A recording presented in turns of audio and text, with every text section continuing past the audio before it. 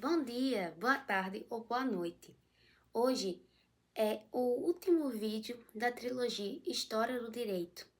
Meu nome é Mariane Evelyn Silva Ferreira e hoje nós vamos tratar sobre o direito grego e o direito da Roma Antiga. Inicialmente, nós temos que falar sobre as fases do direito para Michael Gagarin. Ele fala que existem 3 fases do desenvolvimento do direito. A primeira é a pré-legal, onde não existe o direito formal. Ele não existe, não consegue resolver esses conflitos e essas disputas. Mas depois acaba surgindo esse direito formal. Então, acabamos na fase protolegal, que é a intermediária entre a pré-legal e a legal. Essa é a protolegal. E existe esse direito formal para mediar conflitos e disputas, mas ele não é suficiente, porque a sociedade ela continua crescendo cada vez mais e ela precisa de mais leis para regulá-la melhor. Então, surge aí a fase legal, que é a terceira fase, onde o direito formal ele agora aplica sanções para castigar, punir aqueles atos, aqueles comportamentos considerados anormais. Comportamentos anormais são aqueles que são perigosos ou conflituosos para uma sociedade. Visto essa divisão, nós temos que considerar a Grécia e a Roma Antiga dentro dessa fase proto-legal. Na Grécia, a escrita ela já era desenvolvida, então as leis elas eram escritas. E o direito lá, ele tem algumas características. A primeira característica é que ele era mais vivido do que sistematizado. Como assim? Imagina que eu, Mariane, tenho um caso. Eu vou lá no tribunal e vou falar do meu caso. Eu vou ter um advogado? Não. Eu vou ser o meu próprio advogado.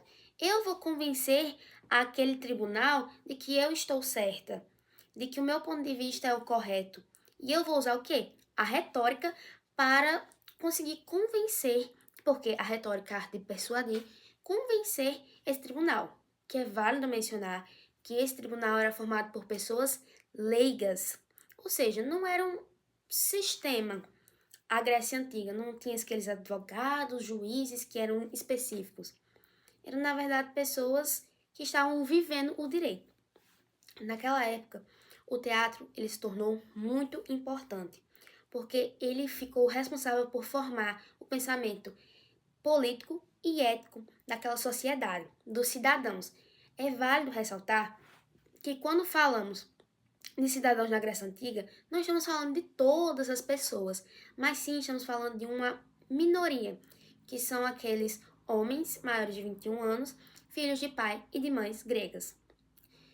Mas aqui no teatro já abrange mais pessoas, porque o próprio governo ele incentivava a plebe e as classes mais baixas a irem frequentar o teatro. Isso ajudou muito na formação do pensamento crítico dessa classe. O teatro ele passava tragédias gregas. E uma tragédia grega que ficou muito conhecida foi a de Antígona. O que aconteceu? Antígona ela era filha de um rei chamado Rei Creonte. E ele tinha mais 2 filhos. Esses filhos acabaram se envolvendo numa guerra civil. E acabou que os 2 morreram. Só que assim, um desses filhos, chamado Polinices, ele acabou sendo considerado como traidor. E então, a lei escrita dizia que não deveria ser feito sepultamento para ele porque ele era considerado daquela forma. Só que Antígona, ela se revoltou contra o próprio pai e disse que iria fazer o sepultamento do irmão porque existiam leis maiores, superiores e naturais àquela lei escrita. Isso mostra muito o embate na Grécia Antiga entre as leis naturais e a nomos, que eram as leis escritas. Porque os gregos eles consideravam essas leis naturais superiores à lei escrita. A lei escrita ela era para estar de acordo com essas leis naturais. Só que assim, ela era feita por seres humanos, então ela era imperfeita e limitada. E vamos falar um pouco sobre a história do teatro. No artigo, que é intitulado Teatro e História do Direito na Grécia, do autor Rodrigo Paixão, ele fala que antigamente esses teatros, na verdade, eram para ser eram rituais ao deus Dionísio. Só que com o tempo eles acabaram se transformando e então eles começaram a incluir atores para interpretar peças. E esses atores, eles começaram a usar máscaras. E essas máscaras, elas tinham expressões ambíguas. Por exemplo, de um lado tinha um sorriso, de outro lado tinha um lado triste. Essa ambiguidade, ela era muito característica do deus Dionísio, que eles cultuavam. E as pessoas, os atores, interpretavam essa ambiguidade. Elas mostravam essa dicotomia. Como, por exemplo, a interpretação do homem e a besta, do macho e da fêmea. Com o tempo, essas leis acabaram se transformando em códigos. Códigos como, por exemplo, de Drácon, que ele foi o primeiro código de leis da Grécia. E ele buscava regulamentar a vingança pessoal através de leis mais duras. E o segundo código foi o de Solon. O de Solon, a gente já tem uma tentativa por maior controle social. E como Solon pensou em fazer isso? Ele, nesse controle social, ele extinguiu com a escravidão por dívidas. E também dividiu a sociedade em classes sociais. Agora vamos ver algumas semelhanças entre o direito da Grécia e o direito do Brasil contemporâneo. Uma das semelhanças é o fato de que existia um júri popular. Existe um júri popular nessas duas situações diferentes. E existiam a diferenciação entre ações públicas e ações privadas. Ações públicas, elas dizem direito a todos os cidadãos, a todos aqueles cidadãos que dentro de um país que vão ser afetados. A ação privada, ela já diz mais especificamente para os que envolvidos naquele caso. Agora, nós vamos falar um pouco sobre o direito na Roma Antiga. O direito na Roma Antiga, ele foi dividido em 3 fases, que no caso, a primeira é a época arcaica, a segunda é a época clássica e a terceira, o Baixo Império. Na época arcaica, nós temos o direito arcaico, em que a família ela tinha um poder supremo, principalmente o pater familia. E a família e o pater familia, elas eram consideradas mais importantes do que os indivíduos individualmente. É nesse período também que a plebe ela está pedindo por mais igualdade jurídica. E assim nós temos diversas leis, como por exemplo a Lei das 12 Tábuas, que foram o primeiro código de leis na Roma Antiga. Ela foi inspirada no Código de Solon e regulamentava questões como, por exemplo, da vizinhança e de propriedade. Também nesse tempo, nós temos o direito ius civilis, que era o direito específico para os cidadãos romanos. Quando eu digo cidadãos romanos, são aquelas pessoas que moram na Roma territorial, no território de Roma. Porque aquelas pessoas, por exemplo, moravam no Egito, mesmo que o Estado tivesse sob domínio de Roma, eram consideradas as pessoas que moravam lá estrangeiros. Mas, assim, a gente tem um direito, leis que também se diziam respeito a esses estrangeiros, que eles surgiram graças à Lei Hortências, em que ela criou o ius gentil, que era justamente abrangia esses estrangeiros.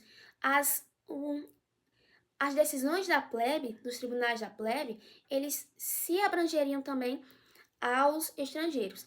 E essas leis hortênsias, ela transformou os plebiscitos em leis.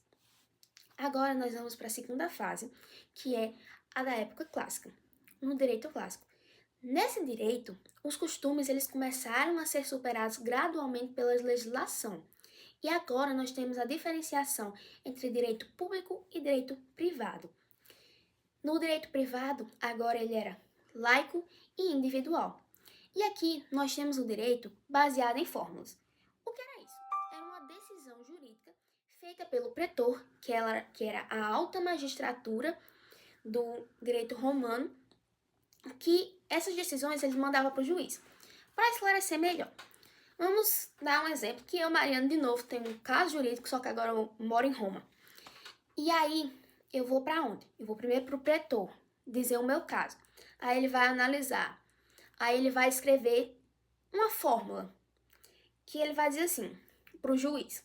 Ó, juiz, eu analisei aqui esse caso e, assim, você que vai julgar, você é juiz que vai julgar. Mas se você julgar que a pessoa, ela é culpada, você vai dar 5 anos de prisão a ela. E se julgar que ela é inocente, você vai libertar ela. Então, essa fórmula era enviada para o juiz e o juiz analisava o caso, interpretava ele com base nessa fórmula. Por exemplo, ele me achou culpada, então ele me dava 5 anos de prisão. Se ele me achasse inocente, de acordo com a fórmula, ele me liberaria. E agora, nós vamos para o período do Baixo Império. O período do Baixo Império, ele já tem uma influência mais cristã, porque o cristianismo se tornou a religião oficial de Roma e ela começou a influenciar o direito, como por exemplo, com o melhor tratamento aos filhos, foi uma influência do cristianismo, e também a dificuldade para se fazer o divórcio. E agora, o direito, ele agora é feito principalmente pelos imperadores. Vamos ver agora também as semelhanças entre o direito romano e o direito do Brasil atualmente. No direito romano, a gente já tinha o poder do divórcio. Primeiro foi pelo homem, só o homem podia repudiar a mulher, mas depois foram ambos. A mulher também poderia repudiar o marido. E a questão da posse, porque para eles fizeram a diferenciação entre posse e propriedade. Por exemplo, eu tenho esse marcador aqui. Eu tenho a posse. Eu ter posse significa eu ter esse marcador, eu ter o objeto. Mas eu ter a propriedade significa eu ter o direito de ter esse marcador. E eles fizeram essa diferenciação. E também a questão da sistematização das normas, porque agora, na Roma Antiga, já tinha essa questão de organizar as leis em especificidades, em gêneros. Tipo, que isso influenciou os códigos atuais, como, por exemplo, o Código Civil. Essa diferenciação em gêneros é isso. É Código Civil, Código Penal. Acredito que deu para entender. Espero que tenham gostado. Esse foi o último vídeo e tchau!